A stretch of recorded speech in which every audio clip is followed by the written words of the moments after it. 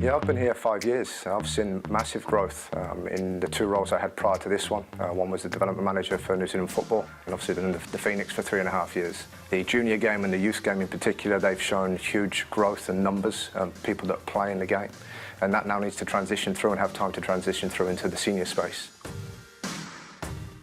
Our biggest strengths can be, and there'll be a lot of time we spend working on this over the next couple of weeks, it's our culture, it's our identity, and about who we are and what we are and what that looks like. And I think we have a real unique point of difference here in New Zealand with our togetherness. I'll never say die attitude if you like, and some of the things we pose those questions at players. And that's a real, for me, point of difference in strength that other nations don't necessarily have, as well as, of course, the technical ability of where some of these players are now playing.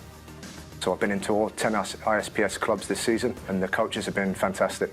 They've allowed me full access into their trainings. I've taken some sessions. They've allowed me into team meetings and in some situations into the change rooms. So that's been really good. It's allowed us to get to know the players as people, as well as obviously what they do on the pitch. And it's hopefully fostered some really good relationships between not just the players, but the coaches of the clubs and the clubs themselves. For me, there's two ways of looking at it. You either take the best player or you take the best person. And if you can get both of those, I think you're on to a winner. So for me, it's about the person, and that's where the time over the last 6 months, I think, has been well spent in getting to know them, not just turning up to a game, watching a game and leaving.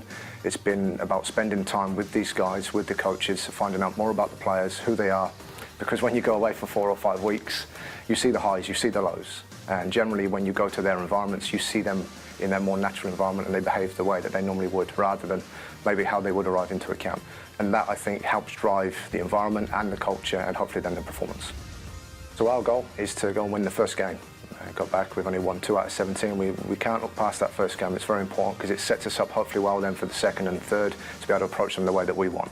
The goal will be to get out the group following that. And then we look at creating our own relative success, similar to what the under-17 girls have just done. And it's a fantastic achievement for Leon Burney and that side to come back with a bronze medal. But take it back to the under-20s men's, and the furthest that this team has ever got is the round of 16, and we've never progressed past that. So our goal will be to get to that stage, then make sure we put ourselves in a strong position to win that round 16 game. And from there, you're only a few games away from seeing what is possible.